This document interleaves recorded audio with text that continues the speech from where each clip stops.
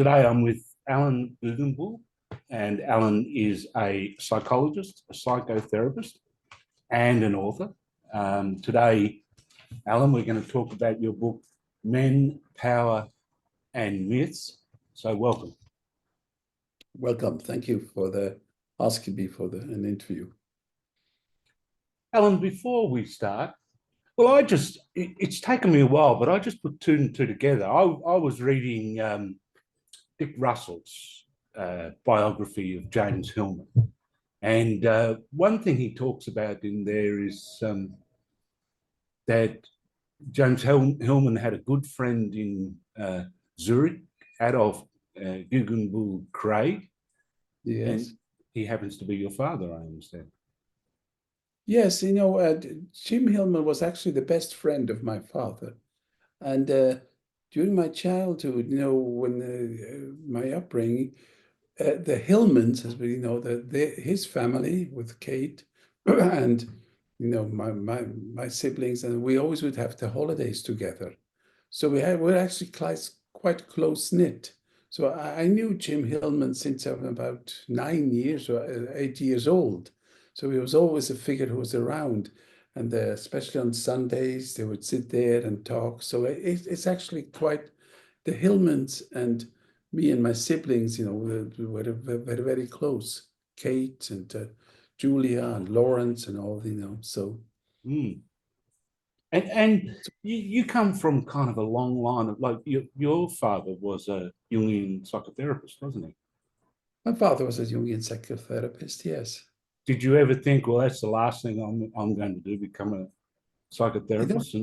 Oddly enough, I never thought of becoming a Jungian. The problem is I couldn't escape from it. I did a lot of other things when I was young. When I was 20, I didn't think of becoming a Jungian. So I studied philosophy. I studied theater, drama. I was a teacher and was a musician. And when I got a bit older, 30 or 31, I realized my thinking was so impregnated by the Jungian thoughts, so I can't escape from it. So whenever I approach an issue in the respective field, be it philosophy, psychology, Jungian ideas kept popping up. So I realized, well, why not just accept it? So it's kind of in your bloodstream. So, yes. Sometimes I think when you're a kid, a lot goes in by osmosis, doesn't it? It's kind of like I never talked with my father about Jung or Jungian ideas. The mutual interests were completely different. It was more history, perhaps. We talked about history. It was about Scotland and things like that, but not actually, we never talked about Jungian ideas. My father wouldn't come home and talk about his ideas. So it was something he did somewhere in this institute, but it was more or less at the margins.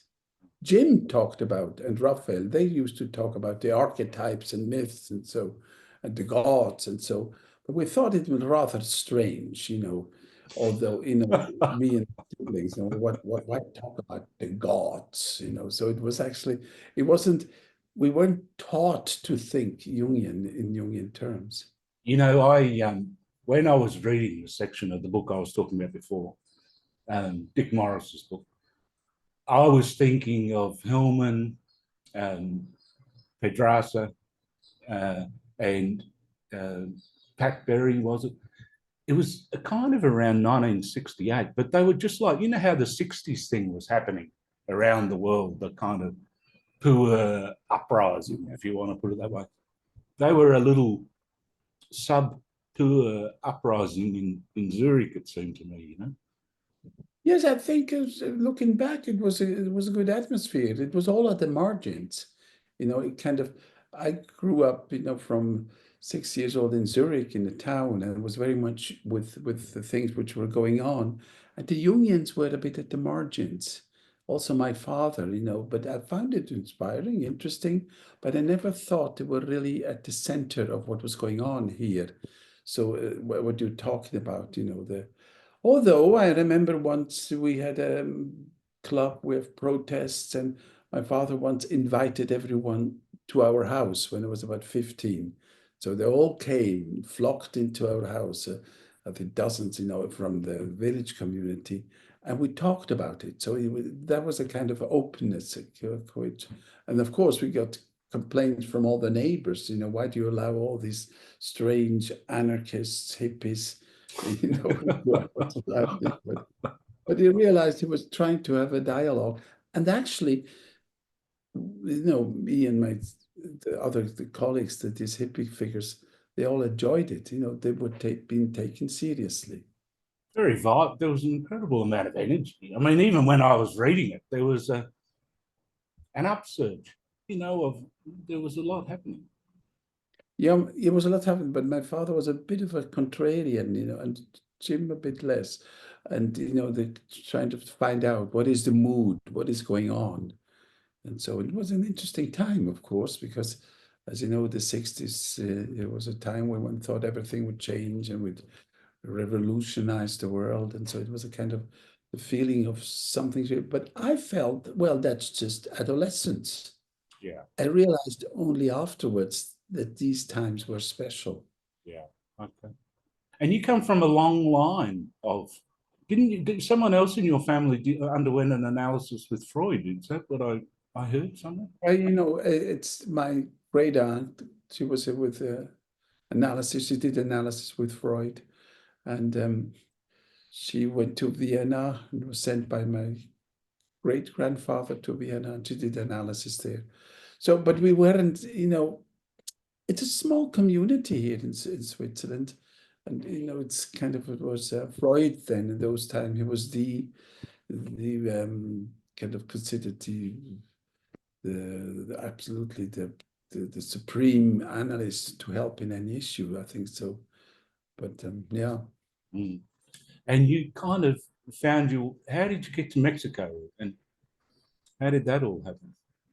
Well, I was actually orientated in different worlds when I was 10 and 20, not really to the European world. So although I appreciated, I was I made music, so I was a guitarist, and I taught guitar, and then I got a stipend in Mexico to teach to be taught by Manuel Lopez Ramos, a very those times known Mexican guitarists. So that's how I went to Mexico and did some training there. And I really enjoyed it. And I learned a lot there, of course, precisions, discipline. And so then I came back and continued being a musician, teaching at school. So that was actually my original profession. Did you stay for long in Mexico? Was it?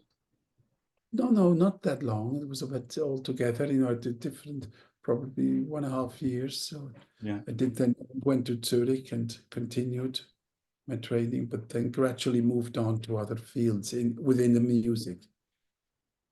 Did it have an influence on you? Would you think, Mexico teaching? Oh yes, I enjoyed it. Of course, it was a great time. It was a contrast to Switzerland. Of course, it was kind of a chaotic society, but I enjoyed that because you had to improvise all the time, and Yeah. this suited me to improvise things. Not know, does it happen? Doesn't it happen? How does it happen?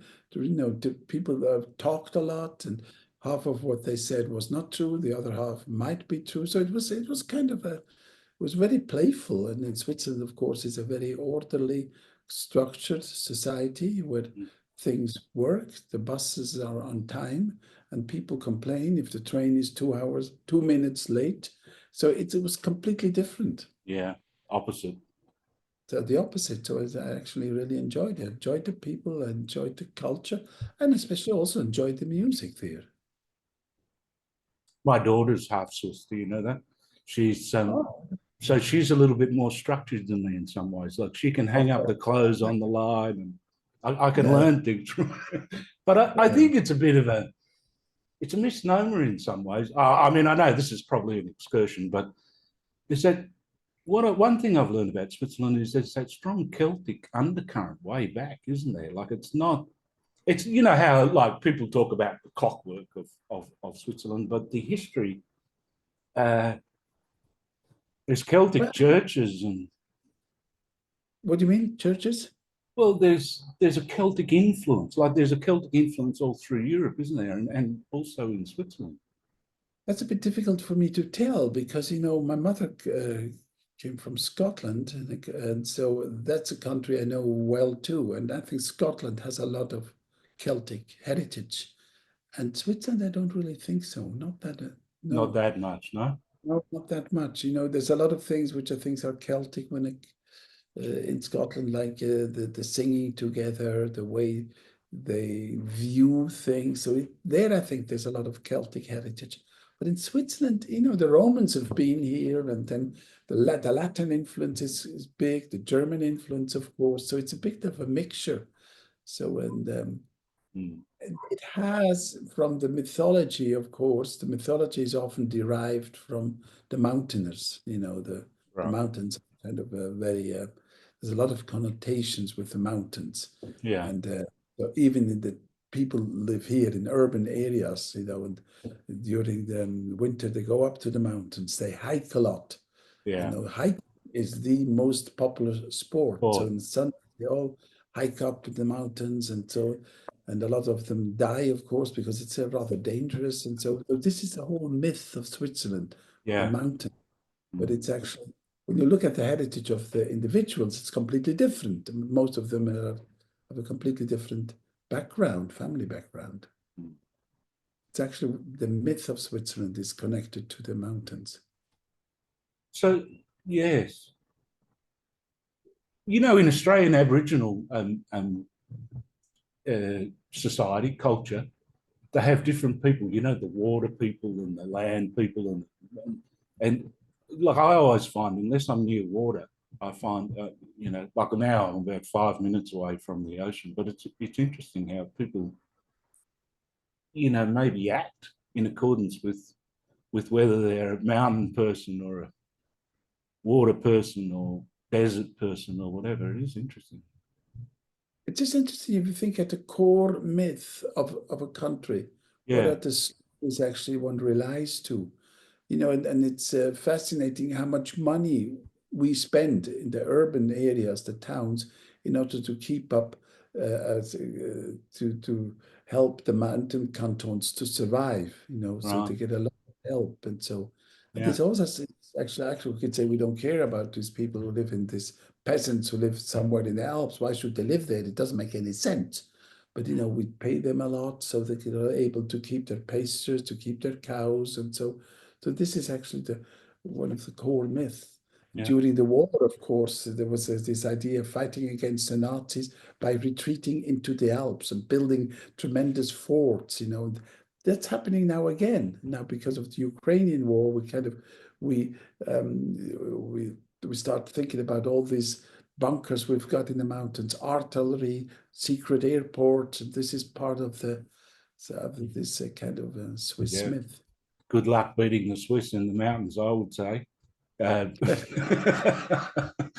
Allan, when did you decide to become a psychotherapist? How did that come about ultimately? I didn't consciously decide it. When I was 13, I got jobs, actually through coincidence. I got actually a job to build up a counseling center when I was 31 at the second semester when I just started at university for some reason. They said, why don't you build up? And I had a daughter coming, so the child coming. So I thought, well, I'll pick up the job, helping to build up, which was handsomely paid. And afterwards, I got other jobs, director of a department of group therapy, and that's how I got into therapy. Right. Actually, and afterwards, I became a professor of education at the University of Zurich. So that's actually how I moved in. Yeah. So I consider myself as a closet Jungian because I wasn't presented in the world here, the professional world. I As a moved Jungian. around areas, more Yeah. political areas, more official state areas, and worked there. Yeah. But of course, I referred to Jungian ideas. And Yeah. then I did also a training at the Jung Institute. So Yeah. It's probably, they say here sometimes like it's good not to become a teacher too young in one way. Like I can imagine it's good not to become a therapist too young sometimes too as well. Like it's good to live a little bit in other areas as well, isn't it? well, for me, it was great, when I was at the university teaching education and the psychology, and also as director of the Department of Group Therapy there, I had about 20 people working for me. Yeah. I had to have some kind of content, in order to, and I realized the Jungian ideas are implemented with them, but they also had a lot to offer in Yeah. various ways. A Yeah. lot to offer for schools, how to deal with conflicts in schools. Yeah. They're actually Jungian ideas, contrarian to CBT, cognitive behavioral therapy, and all this very kind of down to earth empirical stuff. Jungian ideas also included imagination, fantasy, symbols, and especially that field where I used to, and I'm still working in that field. These ideas were of prime importance in order to understand what's going on in schools. I realized that these children, they don't care about competences. They don't want to learn to read and write. They don't care. They don't want to learn mathematics. They want to discover the world. They want to discover themselves. They want to find out what's going on. That's what interests them. And actually learning to read and write or other competence is a side effect of a journey into the world. And Yeah. this is something which is not acknowledged at schools. Yeah. Schools, I think it's one of the worst times to grow up as a kid because we don't tell them in schools, especially parents are of course different. We don't tell them the big stories, what life is about. We tell them you have to do this, and this is the goals. We have the so-called learning by doing, individual learning, setting your own goals. So things like that are quite disastrous. And there, I think, thanks also to Jungian ideas, I could kind of argue from another point of view and say, no, listen, no, this is there's other things which are more important. Then I started to work with schools and work with kids, which were disfranchised. We got flunked out of schools by telling them big stories, by telling them myths. And suddenly you could see their energy coming, their passion, their interests, even with adolescents, which were cynical, which kind of didn't care about anything. You could reach them by actually accepting, acknowledging that they're searching for, in Jungian terms, they're searching to find out who am I, trying to decipher themselves. And there, myths, stories. There's a charge of aroused interest in that topic because it's deep and it's archetypal, within the human soul, I would Yes, say. and we don't have to forget children and adolescents also have a soul. This is, we have this bizarre idea, which that, well, to think about yourself, that might come when you're 40 or whatever. Yeah. And before you're just a human being who adapts. And that is the most absurd, crazy idea, I think. I don't know anything about Australia, but I just know about dream walking, Yeah. dream walk. Song And I lines. thought, yes, song lines. And so song lines. And when I was in Australia, I made about things like that. I found it fascinating. But this is something which happens in many other cultures. Yes. You use young people into imagination, into Yeah. songs, into kind of the mysteries. And then the competences, writing, spelling, and all that's actually just a side effect. It's not. Yes, it seems to me we, as a culture, it's the actions, the behaviors, and sometimes the laws and the legislations. That's where kind of everyone likes to work, but it's, I'm just saying it in different words. It's like it's not at the core of the. Whereas with as I understand with Jung, in an archetypal experience, there's there's awe and mystery and wonder and imagination and life, you know, which Yeah. is kind of like a core energy. I mean, Jung approached human beings from a different angle, maybe from the angle that they have an insight, the subjective, archetypal fantasies which are not just a result of what one kind of acknowledges in the outside world, but it also indicates a kind of inner development. And that this is inner development, the goals are not often clear, and that idea of individuation is so important. And this is something which I found out in many fields, are important. And as I've been working outside the Jungian realm. So when I start working it, I didn't have patients in front of me who want to do analysis, but I had Roots. cynical youngsters, or I worked afterwards with train conductors which were kind of afraid of all the brawls they might have. So I had worked with different types of people, Yeah. and their usual approach was just tell them, draw the What to line, do.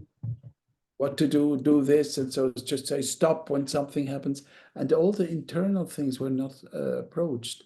So that's why I call myself closet Jungian, because that's where I could smuggle in Jungian ideas. And there's a great resonance.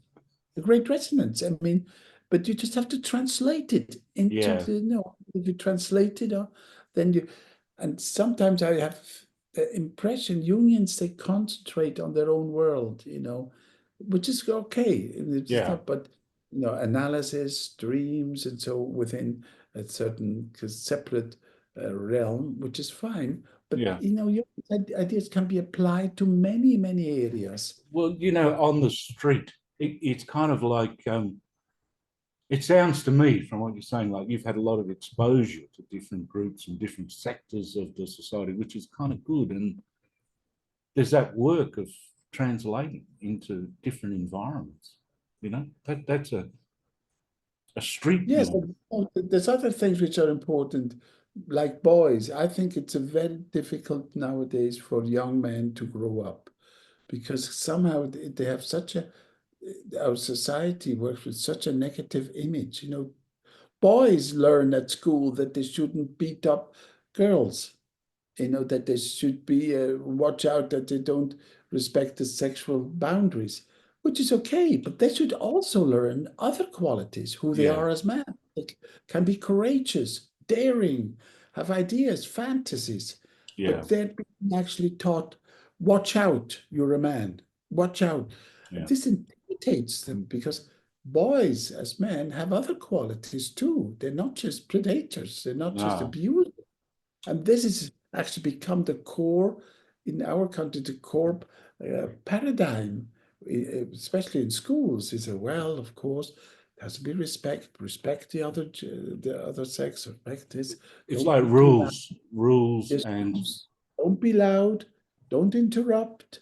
but those Don't have. rules have gone into rules on microaggression or something. In terms of uh, it could be a microaggression to say something which one would think was even innocuous.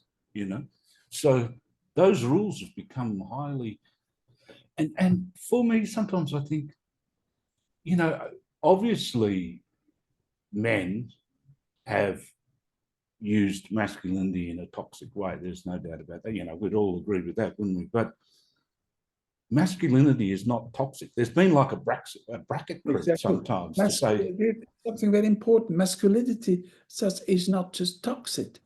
That there's positive and negative sides, as femininity. I mean, women's wish to control everything, to control personal relations, kind of this double-faced aspect of women saying something, doing something else. There's a lot of aspects of the shadow of women. But we have to accept, and also this absurd idea that, men and female and male qualities kind of are irrelevant and don't really exist. I work with many schools and many youngsters and adolescents, and it's so clear that they grow up in a world where feminism is important, equality, of course, is important, no question. I think these are big achievements, but that doesn't mean that we kind of uh, ignore the polarity in psyches of most boys. They experience themselves as boys. They experience themselves, and they have certain interests, qualities which emerge. They like to do something risky. They like to have hierarchies. They like to provoke, things like that. Whereas girls have other values and other qualities, and they experience these differences. And then the society comes or education comes and says, no, no, actually, we are all both the same.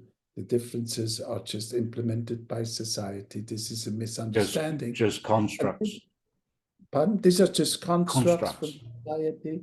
It's actually, and this is so bizarre. Yeah. And so we're living in a society which kind of ignores some basic psychic realities. I call it realities, meaning it's something when you empirically observe it and go in and see what happens. So you see, well, this is the structures and patterns which emerge.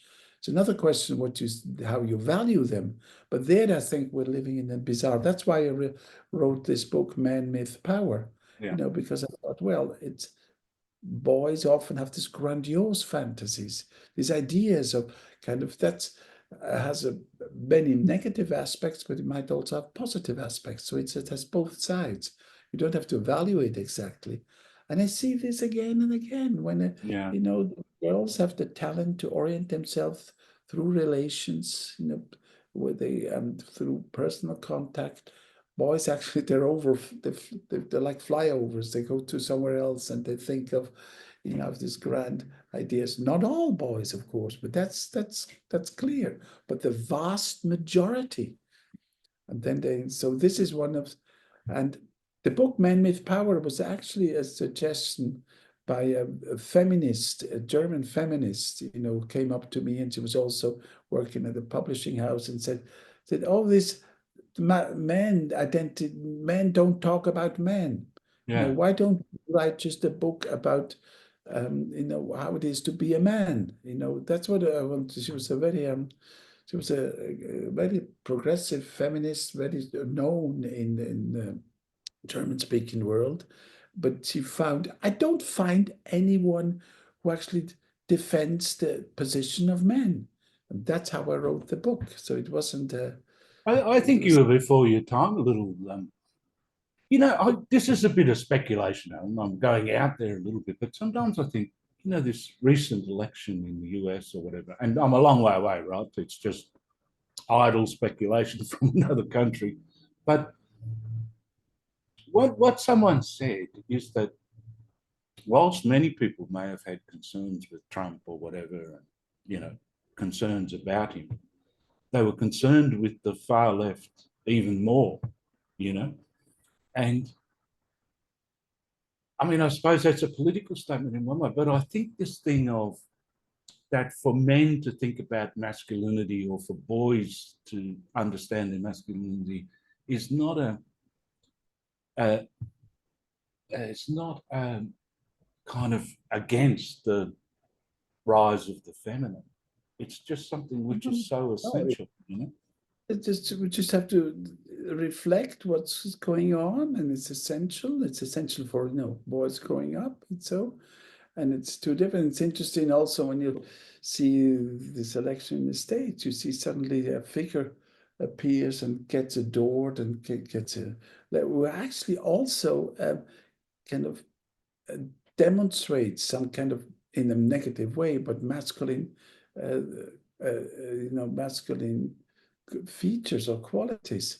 I mean, this whisperers, men just as whisperers and understanding and constantly excusing themselves. This is something which is become like a must. That's the way you have to talk. You have to be attentive and whispering. But if you see how men debate or talk, they often shout at each other, provoke at each other. They have contrarian views. They say, no, you're absolutely wrong. But then they get along with each other. So there's a kind of quality within men cultures, and not this kind of the ones who always excuse themselves. So I think this is also a sign that man qualities only appear as a caricature, as a comic figure, maybe. Mm. But so that was what I was trying, and as I said, it's coming out from working with work with a lot with boys. men and boys, adolescents, 14 to 20-year-olds, who are trying to find a way in their life, trying to make sense. So it's more it's not from an ideological point of view. Yeah. Yeah. I remember as a kid, my mother went, when we were in the country in Western Australia, she went to the city, came back, and she had a book on Jason and the Golden Fleece. And maybe I was 7 or 8, And I was so intoxicated about that myth. I loved that book. And, it was a picture book or whatever. And, you know, now, like these days you could say, oh, well, that's quite a classic hero myth and, you know, very kind of male, Jason's chase. But it doesn't, yes, we can understand that, you know, and that's true. And people can get stuck in the heroic model or whatever. But it doesn't mean that the myth is any less powerful as a Yeah, as a yeah. motivational force. Or so No, and what you see, so what was the premise? You know, when you're talking about when you're talking about men, power, and myth, what what's the real premise of your book in terms of myths? what do you mean premise? What do you mean the The stuff? the foundation. Well, The the foundation different, you know, as I would call myself an empirist. Yeah. So my starting point is always what I experience. So what I experience is actually, you know, boys in groups and men in groups. And so that's being in political debate, that was my experience. And then the question is, what's going on? So, and the premises is actually this attempt to understand what is going on and to reach, you know, originally it was actually often was called up, you know, in the case of violence. So the premises was actually how can I reach them? How can I reach this kind of, you know, violence, boys, you know, and young men? How can I reach them? And then I was kind of out of trying to find out if I went there and just taught them you shouldn't do this. This is not permitted. You don't get anywhere. They get frustrated, angry, and more violent, more provocative. So actually, that was the starting point. And I realized, wait, I have to see what's going on in their heads. What is going on? What do they think? What do they believe in?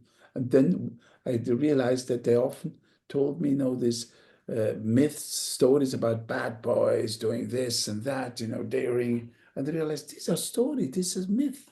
And of Mm. course, they, you know, they took it from the gang culture often, you know, but Yeah. then I realized this is just a searching for grander stories in order to stand the word. So I would work with them, tell them stories and myths, but replace it not by just gang stories, bad boys, shootings, but with positive stories, you know, searchers, explorers, which also confront dangers and difficult situations, but are looking for something. And so, and I would always tell them 90% of what I tell you is reality, 10% is fiction. Mm. So, especially with adolescents. So it's real myths, you know, maybe Mm. of Shackleton, explorers, Columbus, maybe, or you know, other stories, you know, where someone has confronted. And I realized that suddenly when you get their energy, they get, you know, they get interested. You know, they get interested in Caesar, the Roman Empire. What did he do? Oh, wow! And so they get interested, and they're present. Then they're there. They're ready to cooperate. They're ready to work. They're ready to reflect. And Mm. I'm talking about cynical. So, and that I think is we have to realize. And as you know, in Europe, we have a big problem, of course, with a lot of young men will become more violent, extremist, and they start to identify with extremist ideologies, which gives them a sense of being. It's like, Mm. well, I can fight. I got this, whatever, you know. So there, I think it's of prime importance. We choose another approach. So a lot of difficulties which happen in schools with young men, with youngsters, is self-made. It's because we kind of approach them in a way which we don't acknowledge what is going on. And I think this is, we're living in a dark age concerning young, you know, especially young men, and but also children, because we don't really acknowledge what is going on. And I think this is, and I'm not telling this out of my head, Yeah. because I work every week with school classes with youngsters and try with whole school classes, you know, where I try to help them. So Mm. this is that's the premises. The premises, but then of course it's also what I read and Joseph Campbell, you know, just interesting. Is and of course Gigerich, and also I've been implemented by Hilman. I never read any books of my father or of Hilman, but I kind of picked up the idea. That's the way it is. and so many myths of the male, I would say, like, in terms of Zeus, Apollo, Hermes, Dionysus, Orpheus. Like, when you were talking, I was thinking of perhaps the kind of like rechanneling of energies into those kind of what someone called commonly occurring patterns or whatever, like Yeah, getting onto some of the commonly occurring powerful patterns of human masculinity or absolutely. yeah, These are some, I would call it archetypal patterns. Archetypal is actually a good term because it says we're not just defined by the zeitgeist, yeah, by the mainstream, and the mainstream actually taboos a lot of issues. yeah, So mainstream is also closes our mind. So that we need kind of the archetypal approach, which is a lot broader, which accepts many different patterns, as you mentioned. This is actually a tremendous asset, and that's what we should consider because the big problem is mainstream. And we're in a culture where so many issues are tabooed through mainstream. You're not allowed to talk about it. You're yeah. not allowed to, because when you mention it, you're a racist, you're a white supremacist, you're ignorant of the equal rights issues. Well, So someone could call you a sexist because you are talking about masculinity, which is kind of unusual in a way, isn't it? yeah, yeah. Yeah, But I don't talk about masculinity as ideology. I'm actually a psychologist. I just talk about the quest of young men to find out who they are, mm, and kind of with the different components which they find inside themselves and outside. For me, masculinity is a difficult term because it makes it to kind of a reference theory. But for me, it's just pure. I call myself an empirist. I just look at the world and the way things appear and draw my conclusions. And I think in some ways I'm not mainstream. I have difficulties to adapt to this mainstream. And extreme. Well, there's yeah, definitely a huge. I've noticed like a huge pressure of correctness. Like yeah, a couple of days ago, I put on on social media that authenticity is the new black. Like so. What was the television program? Orange is the new black. Um, Black means fashion. So authenticity is the new fashion or whatever. And today, someone had left a message that that was incredibly insulting to black people, da da da yeah. da da da, and a big long message. And I kind of just got like, why was there the association? But what I'm saying is, perhaps what sometimes we're feeling is that the correctness has become very strong. You know? Yes, I have to watch a time because the Yeah, 10 o'clock.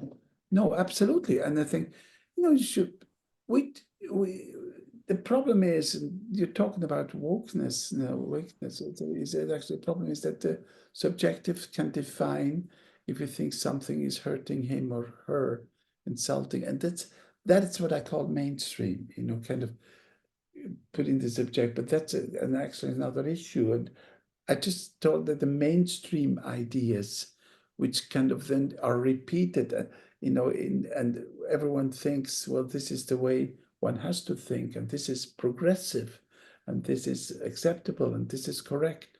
And if you say something different, you might hurt someone, insult someone, you do something which you shouldn't be doing, shouldn't be saying.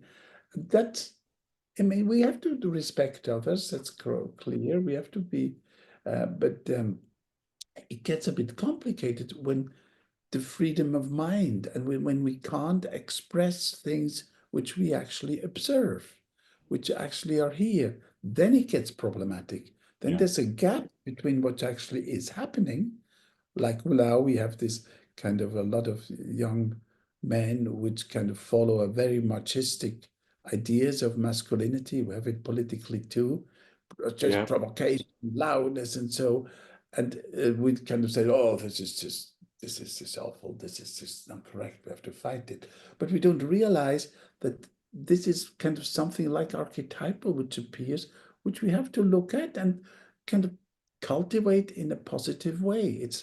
And there, one of the big kind of taboos is that men and women have certain differences. Men and women are not just the same. It doesn't mean, but we don't have to value something as more important, not at all. It's just something, if we look at the world, is obvious.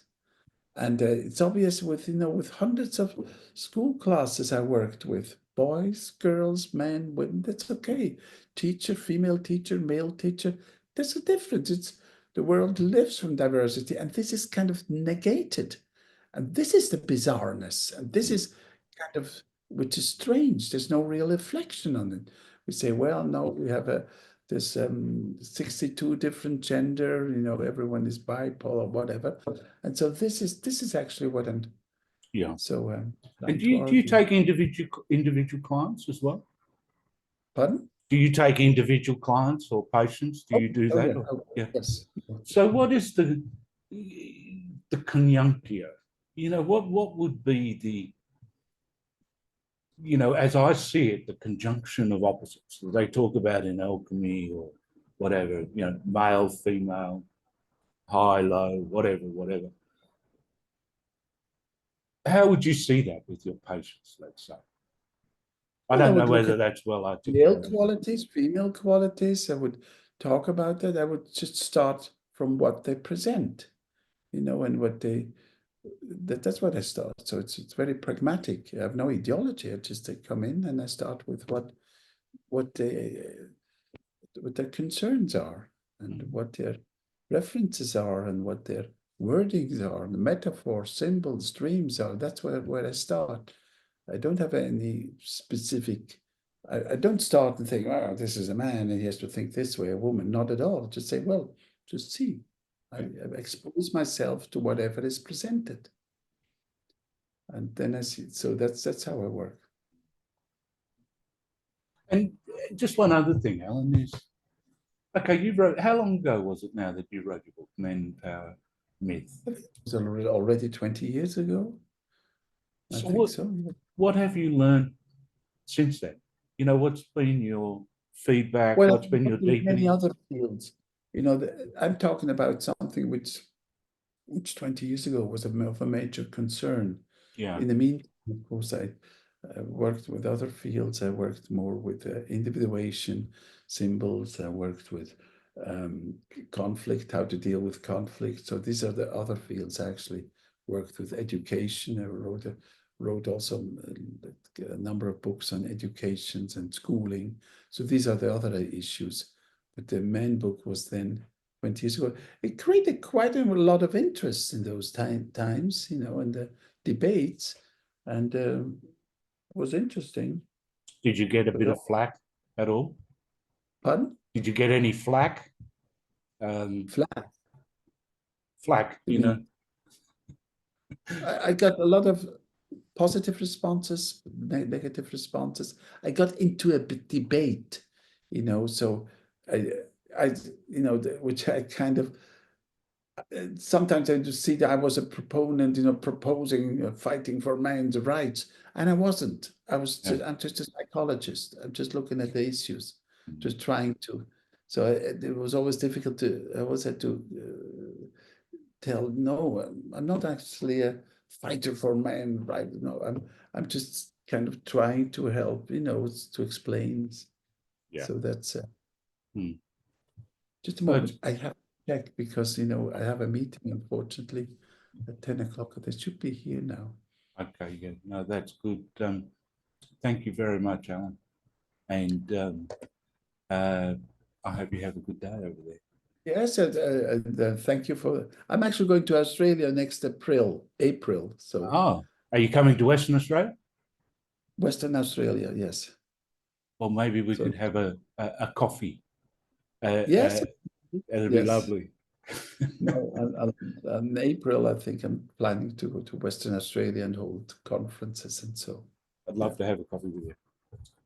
Okay.